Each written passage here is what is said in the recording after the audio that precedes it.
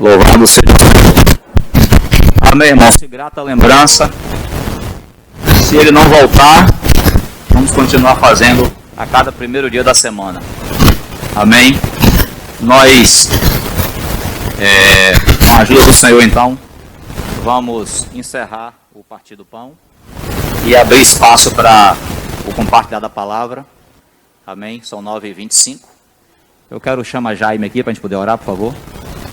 E os avisos estão comigo, irmãos. Se tiver algum aviso, faça por favor chegar a nós antes do término da reunião. Amém?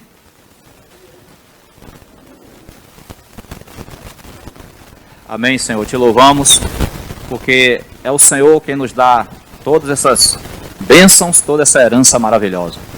Nós desfrutamos na Tua presença. Louvado seja o Teu nome. E agora, humildemente, ainda na Tua presença, queremos entregar esse momento do compartilhar da palavra. O Senhor seja com Teu servo. A Tua palavra diz que se o Senhor não edificar a casa, em vão trabalham os edificadores. Nós queremos sim, Senhor, trabalhar, mas confiados de que quem nos edifica é o Senhor. Confiados de que se o Senhor não fizer alguma coisa, nós nada podemos fazer. Que o Senhor nos conduza pelo Teu Santo Espírito, continue nos guardando de toda obra do maligno, de toda distração.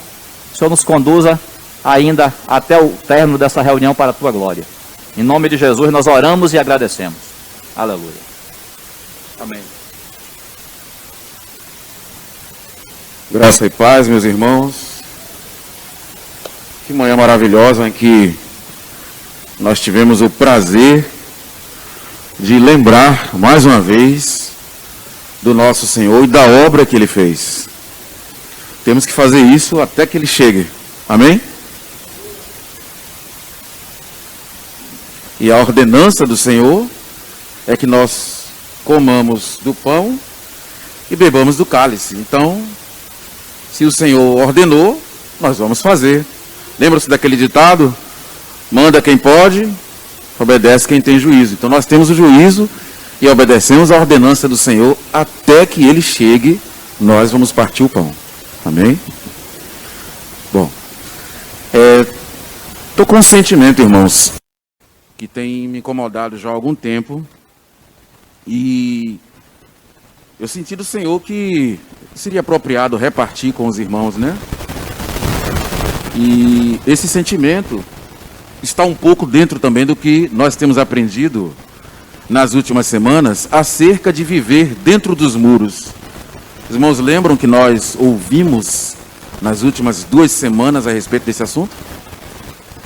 Viver limitados dentro dos muros. Nós escutamos isso essa semana com nosso irmão que esteve aqui agora há pouco. E imagine, né? O pensamento que muitas pessoas têm é: poxa, se eu vou ser crente, eu vou viver dentro de um muro, eu não vou poder fazer nada. Já ouviram falar isso? Eu já escutei várias pessoas dizerem isso. Que se tornarem cristãos, que se virar crente, vai viver dentro de um muro e não vai mais poder fazer nada. Nada, leia-se, se divertir, né? Tudo que a pessoa está acostumada a fazer e que se considera que é liberdade. Mas, sim, irmãos, o crente, ele tem limites. O crente, ele vive limitado, sim. Metaforicamente, como que dentro de muros.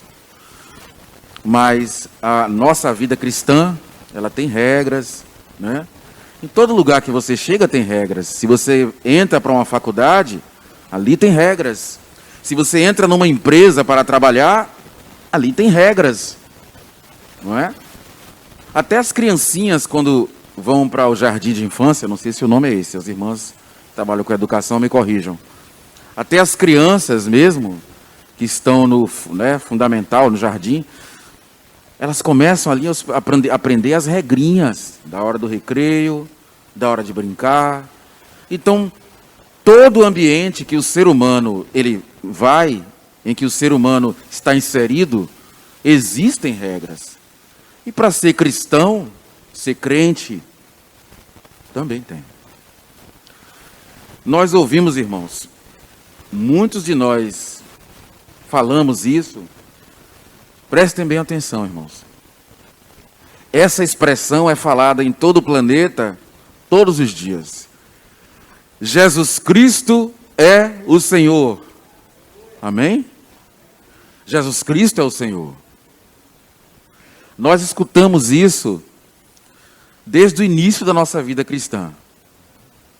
E quando a pessoa se converte a Cristo, ela vai falar isso diversas vezes, até o dia que se encerrar a carreira terrestre. O crente, ele vai dizer: Jesus Cristo é o Senhor. Sim, Jesus Cristo é o Senhor. Agora, irmãos, vamos fazer aqui um acréscimo. Vamos colocar aqui uma pequena modificação. Jesus Cristo é o seu Senhor? Bom, nós ouvimos falar que Jesus Cristo é o Senhor. Mas quando você pergunta assim: fulano, Jesus Cristo, ele é o seu Senhor? Essa pergunta, irmãos, se reveste de uma responsabilidade, de um peso. Sabe por quê? Ela não pode ser respondida por outra pessoa, só por você mesmo. E quem vai dizer se Jesus Cristo é o Senhor? É o seu dia a dia. E muitas das vezes é aquilo que você faz quando não está na presença dos irmãos. Então, não tem nenhum irmão em volta, não tem nenhum irmão vendo. Deixa eu ver, tem algum irmão aqui? Não tem. Tem nenhum irmão aqui olhando. Opa! Bom, e agora? Jesus Cristo é o seu Senhor? Não tem irmão vendo. Você está na faculdade, na rua, no trabalho. É agora que a gente vai saber se Jesus Cristo é realmente o seu Senhor.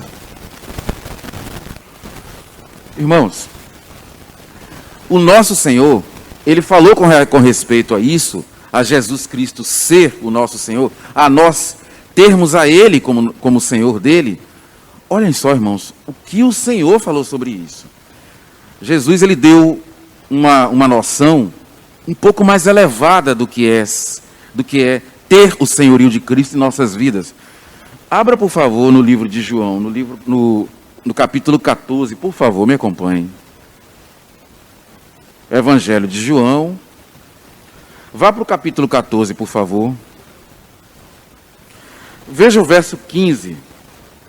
E olha o peso quando se fala que Jesus Cristo é o Senhor. Verso 15. Pequenininho, né? João 14, 15. Olha lá. Se me amais, guardareis os meus mandamentos. Você ama o Senhor? Você ama Jesus? Guarde os mandamentos. Poxa, agora, que mandamentos são esses, irmãos? Ó, tem um mandamento que diz assim, que se um homem e uma mulher fossem pegos em adultério, que os dois deveriam ser apedrejados. Outro mandamento também diz que se alguém mentir em juízo, no julgamento, deveria também ser apedrejado. Falso testemunho. É esse mandamento que é para seguir? Ou seja, se um irmão cometer uma falha, todo mundo vai pegar e arrumar pedra nele? Mas está na lei. Está na lei. Está na Bíblia, irmãos. Tem até incrédulo que pergunta assim: vem cá, é verdade mesmo que na Bíblia tem dizendo que se alguém cometer um pecado é para morrer por apedrejamento? É. Está na Bíblia. E aí? Jesus disse o quê? Se me amais, guardareis os meus mandamentos. Mas esses mandamentos de que eu falei aqui são válidos ainda? Não. Nós compreendemos que esses mandamentos não são mais válidos. Qual o mandamento? De você punir o irmão com pedradas porque ele pecou. Vamos confirmar isso? Veja Colossenses, por favor. No capítulo 2. Colossenses. Capítulo 2. Fica depois de Filipenses, que é um livro pequenininho. Capítulo 2. Antes de 1 Tessalonicenses. Colossenses 2,13. Olha só o que é que diz, ó. Colossenses 2,13. Fala assim. E a vós, outros, que estáveis mortos pelas vossas transgressões e pela incircuncisão da vossa carne, vos deu a vida juntamente com ele, perdoando todos os nossos delitos. Olha o 14. Tendo cancelado o escrito de dívida que era contra nós, que constava de ordenanças, o qual era prejudicial, removeu-o inteiramente, encravando-o na cruz. Então, irmão, se você cometeu uma falha e a congregação vier a saber disso, você não vai mais ser apedrejado. Você vai entrar numa disciplina, vai ser afastado da mesa, mas apedrejado, não. Você vê, eu vou usar o termo igreja, os irmãos me dêem licença, mas é porque tem pessoas que estão aqui presentes que vão entender dessa forma. Você já viu em alguma igreja, quando você passa, alguém sendo apedrejado, onde você passa pela frente e olha, e está lá o pessoal lá dentro, rapaz, estão apedrejando alguém ali, qual o quê? Não, rapaz, ele pecou, era crente, mas cometeu uma falha, pecou, e aí ele está sendo punido. Rapaz, é assim, Não existe isso, né? Mas na época de Israel, era assim. Irmão, essa ordenança não está mais válida para hoje. Cristo encravou o escrito de dívida que era contra nós na cruz. Amém? Então hoje, graças ao sacrifício do Senhor, a punição recaiu sobre Cristo. A punição que era sobre nós, quando nós cometíamos alguma falha, quando nós cometíamos algum erro, essa punição foi para Ele. Está em cima de Cristo. Foi encravada na cruz. Então, Cristo é quem paga quando você erra. Quando você comete uma falha, se arrepende e é perdoado, para quem vai a conta? Para quem vai a fatura? Para o sangue do Senhor. Então pense nisso. Quando você peca e é perdoado, não é de graça. Não é de graça. Sai de graça para você, mas alguém tem que pagar. E quem é que paga? Cristo. Quando uma criança quebra o brinquedo, aí o pai olha, poxa, ele quebrou o carrinho dele. Mas o menino gosta tanto de um brinquedinho, né, de carro. O que é que o pai faz? Ele vai na loja, compra outro carro e dá para o menino. Aí o menino fica feliz e ele vai brincar de novo com o carrinho dele. Isso ocorre também com as meninas quando quebra o braço da boneca. Quem pagou? O pai. Saiu de graça para quem? Para a criança. Mas quem pagou? Quem pagou foi o pai. Brinquedo novo para o menino. Os irmãos me dêem licença de usar uma parábola como essa, para um assunto tão sério, que são os nossos pecados, mas toda vez que nós cometemos uma falha, a fatura vai para o Senhor Jesus e lá nosso pecado é lavado pelo sangue dele. Que maravilhosa provisão. Isso não significa, irmãos, que nós temos liberdade para fazer o que queremos. Bom, já que o escrito de dívida foi apagado que tinha contra você, contra mim, já que esse escrito de dívida foi apagado, e agora nós estamos livres, não é? Vamos ver aqui Gálatas 5:1, qual é a nossa situação agora? O Senhor, Ele nos libertou de um peso que existia contra nós. Veja aí, por favor, Gálatas 5:1. Olha o que aqui diz, olha. Gálatas 5:1 olha a nossa situação agora, como está? Gálatas 5:1. Veja a nossa situação agora, depois que Cristo cumpriu na cruz a punição que era para nós. Gálatas 5:1. Para a liberdade foi que Cristo nos libertou. Permanecei, pois, firmes, e não vos submetais de novo a jugo de escravidão. Então você está livre. Graças ao sacrifício de Cristo na cruz, você está livre desse peso que existia contra nós. Então, assim, existe um sistema de regras para o cristão seguir, já que aquela cédula, aquele código que prescrevia maldição contra nós, já que aquele código foi apagado, e já que Cristo pagou na cruz pelos nossos pecados, então estamos livres, né, irmão? Estamos livres? Podemos fazer o que queremos? Podemos viver da forma que a gente quer? O irmão colocou há algum tempo aqui, algumas semanas, que nós estamos vivendo agora, que nós somos crentes, dentro de um muro. Como é a vida dentro dos muros? Quando a pessoa se torna cristão, como é que fica a vida dele? Irmãos, nós não temos mais... Você está aberto em Gálatas? Vá para o 6, por favor. 6:2. Nós não temos mais um sistema rígido de leis para obedecer, como era em Israel. Se você já fez uma leitura do Velho Testamento, do Pentateuco, você vai ver lá um sistema intrincado de regras, um sistema complexo de leis e regulamentos para o povo de Israel obedecer. Nós estamos livres disso. Veja Gálatas 6:2.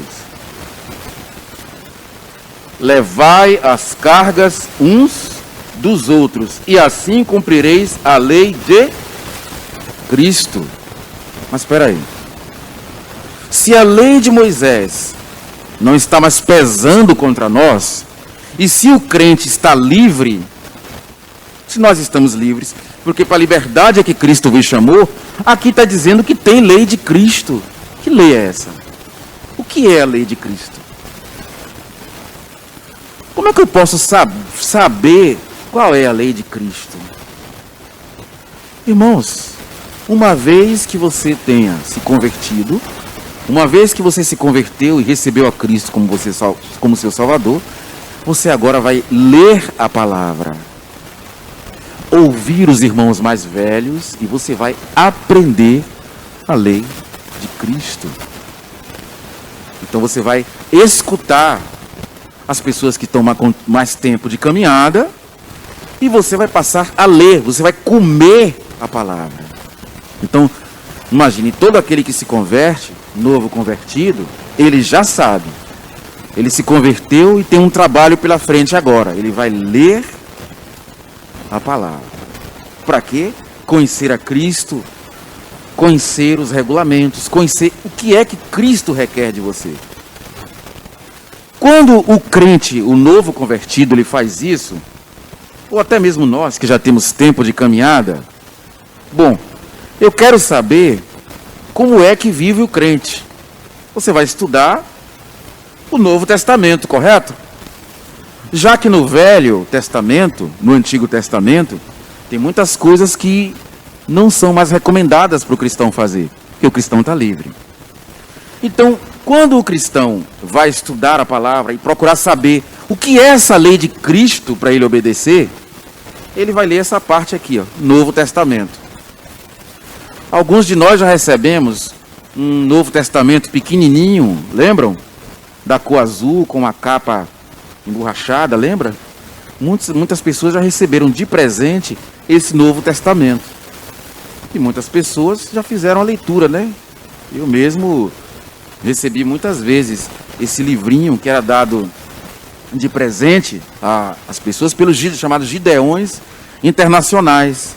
Eles davam o Novo Testamento de presente. Bom, e aí você escuta assim: o Velho Testamento é para seguir? Não, eu não sigo o Velho Testamento. Tá bom. E o Novo? Ah, não, tudo que está no Novo Testamento eu sigo. É esse o argumento correto, irmãos? Então, assim, tudo que está no Novo Testamento eu sigo. O que é que está no Novo Testamento? Bom, o Novo Testamento, irmãos, muitas das vezes alguns entendem assim. Eu aqui tenho uma página em branco, ó. Eu estou aqui com uma página em branco, tá vendo? E aqui está o livro de Mateus. Ó, o livro de Mateus. Em muitas Bíblias, a separação entre o Novo e o Velho Testamento é por uma página em branco. Eu não sei como é que está na tua Bíblia. Aqui na página anterior tem um pequeno prefácio aqui, que os tradutores colocaram nessa versão. E em muitas Bíblias é assim que se faz. Você tem o Velho Testamento e do Velho para o Novo uma página separando. E aí a pessoa diz assim, bom, o que está daqui para cá eu não sigo, que é de Moisés. Mas o que está daqui para frente eu sigo tudo, porque é a lei de Cristo. Cuidado, irmãos. Não é bem assim. O que nós precisamos para entender no Novo Testamento aquilo que nós temos que seguir, não é só uma leitura seca, uma leitura fria, mecânica. Nós precisamos do Espírito Santo. Se você pegar o Novo Testamento e fizer uma leitura de Mateus até Apocalipse e dizer assim, aqui eu sigo tudo, você vai ter um problema. Você precisa de um óleozinho que só tem aquele que verdadeiramente se converteu. Você precisa do óleo do Espírito Santo. Sem o Espírito Santo, você vai fazer aqui uma leitura mecânica, uma leitura maquinada, como se fosse uma máquina, lendo até chegar ao livro de Apocalipse. Nós precisamos do discernimento do Espírito, irmão, para entender o que é no Novo Testamento, o que é ordenança de Cristo, o que é lei de Cristo, e aquilo que é apenas narrativa histórica, narrativa descritiva. É porque no Novo Testamento tem livros que são livros históricos, como por exemplo o livro de Atos é um livro de história. Tem coisas ali, recomendações ali dos apóstolos para nós no livro de Atos? Tem. Nós vamos ver isso, né? Vamos ver isso aqui. Não sei se hoje vai dar tempo. Mas no livro de Atos tem também narrativas que são históricas, que são descritivas. Irmãos, querem ver um exemplo? Olhe só como nós precisamos do Espírito Santo para entender esse assunto. E não é apenas nós dizermos assim que segue tudo que está no Novo Testamento. Abra, por favor, no livro de Atos, no capítulo 21. E nós vamos ver aqui que não podemos seguir tudo que está no Novo Testamento. Veja só, que nós precisamos do Espírito Santo para nos auxiliar. Atos dos Apóstolos, capítulo 21. Veja no verso 18. Atos 21, 18. Olha aí, está no Novo Testamento. Vamos ver se a gente vai seguir isso aqui, né? Está no Novo. Tá bom. Será que dá para seguir isso que está aqui? A partir do 18. No dia seguinte, Paulo foi conosco encontrar-se com Tiago e todos os presbíteros se reuniram. E, tendo-os saudado, Atos 21, já estou no 19. Tendo-os saudado, contou minuciosamente o que Deus fizera entre os gentios por seu ministério. Ouvindo eles, no caso os presbíteros, deram glória a Deus e lhe disseram: bem, vês, irmão, quantas dezenas de milhares há entre os judeus que creram, e todos são zelosos da lei. Olha só, tinha judeus que já haviam se convertido ao cristianismo, que já se haviam convertido a Cristo, mas que ainda estavam seguindo a lei de Moisés. Olha só, 21. E foram informados a teu respeito, a respeito de Paulo, que ensinas todos os judeus entre os gentios a apostatarem de Moisés, dizendo-lhes que não deve circuncidar os filhos, nem andar segundo os costumes da lei. Olha só, irmãos. Paulo foi até os presbitério, em Jerusalém. E quando chegou lá, ele fez um relato do que Deus tinha feito entre os pagãos, entre os que eram gentios. Ou seja, Deus trouxera os gentios para o cristianismo, através do trabalho de Paulo. E Paulo relatou isso aos presbíteros. Só que o que os presbíteros disseram é o seguinte: olha, tem muito judeu aqui que creu em Cristo. Mas veja só, como diz o verso 20, são zelosos da lei. Ou seja, ainda estão seguindo aquele escrito, aquele código pesado, tinha judeus seguindo ainda. E eles ouviram dizer que Paulo estava pregando apostasia contra a lei de Moisés. Veja só. Qual foi o conselho que os anciãos deram a Paulo? Os anciãos disseram assim. Veja o verso 22. Que há de se fazer, pois certamente saberão da tua chegada. Faze, portanto, o que vamos dizer. Estão entre nós 4 homens que voluntariamente aceitaram o voto. Toma-os, purifica-te com eles e faze a despesa necessária para que raspem a cabeça. E saberão todos que não é verdade o que se diz ao teu respeito, e que, pelo contrário, andas também tu mesmo guardando a lei.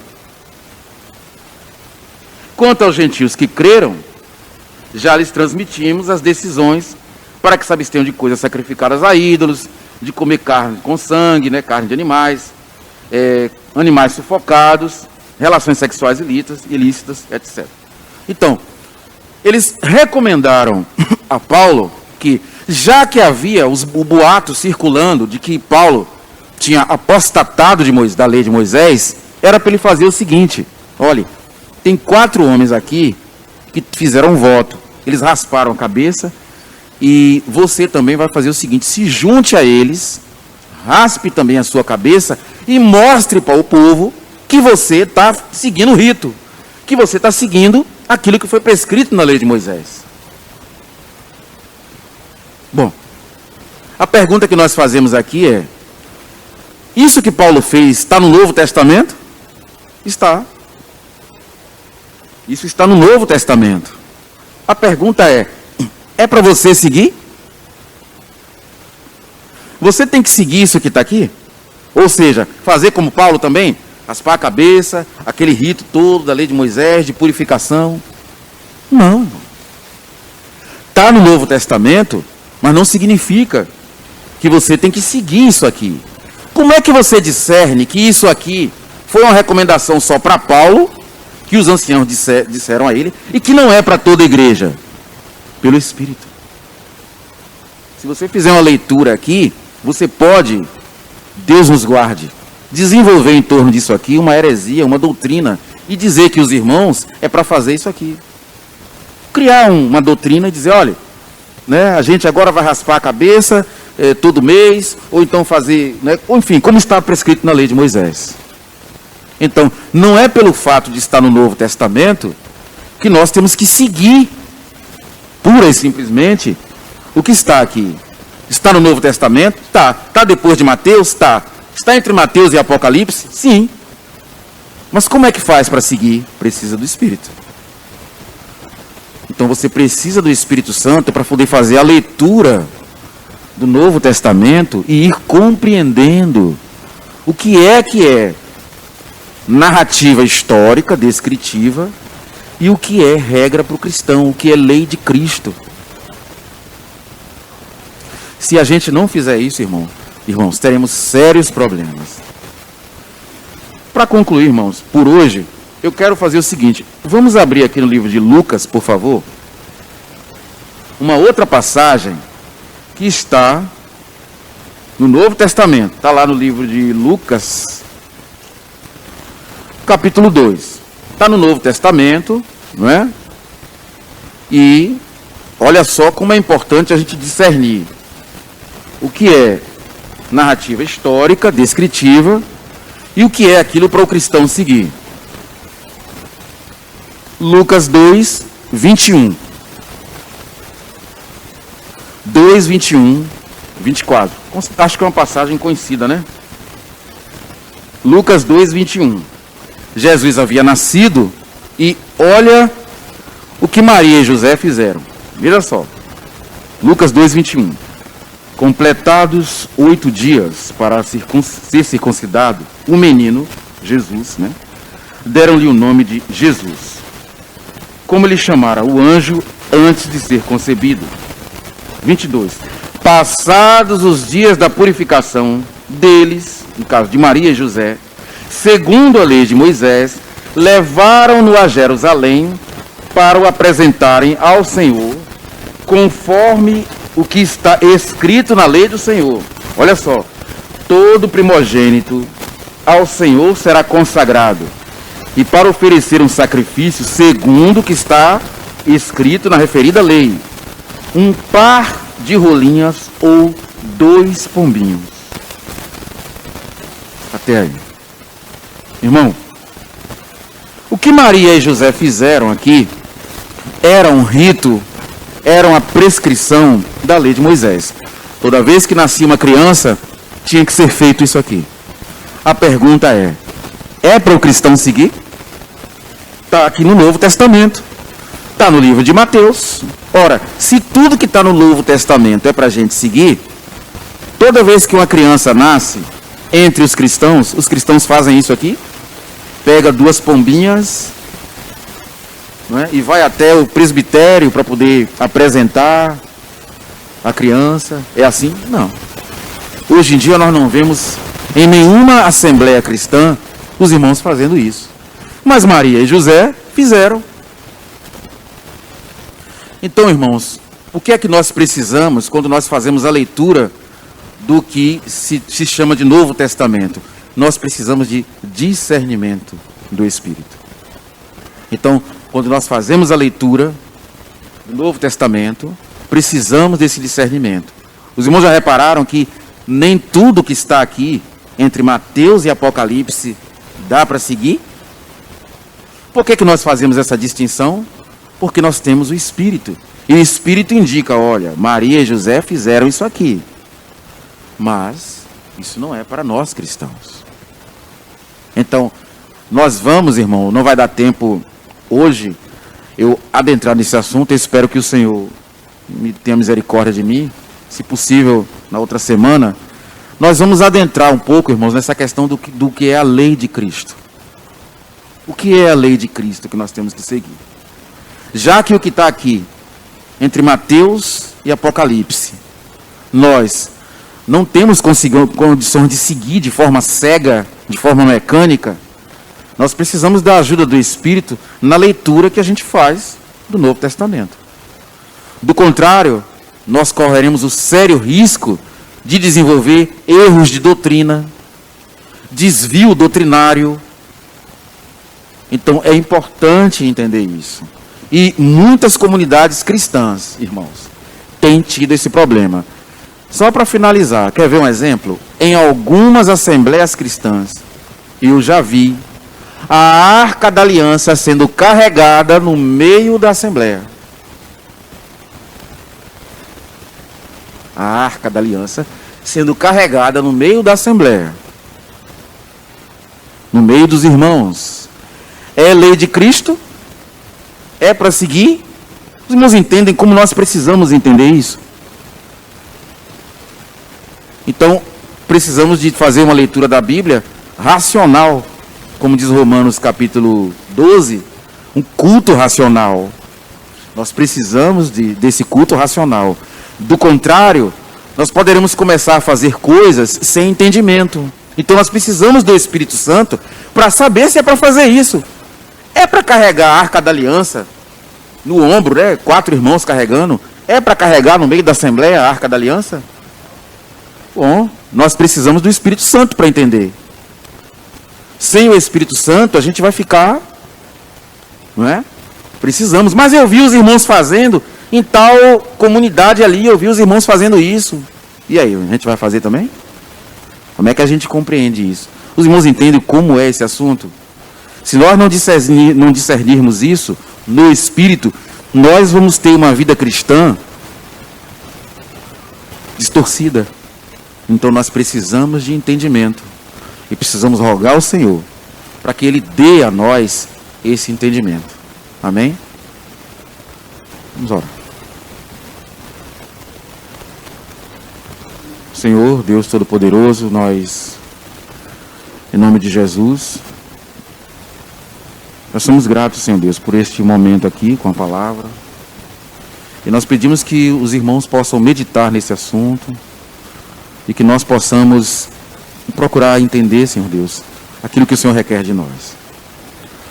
Nós somos gratos ao Senhor por esse momento, somos gratos porque o Senhor nos agraciou aqui com esse momento com a palavra. E nós pedimos, Senhor Deus, que o Senhor é quem faça a edificação, o Teu Espírito é quem faça a edificação, e não a carne, não o pó. Nós agradecemos esse momento e somos gratos ao Senhor, em nome do Senhor Jesus Cristo, por esse momento aqui. Amém.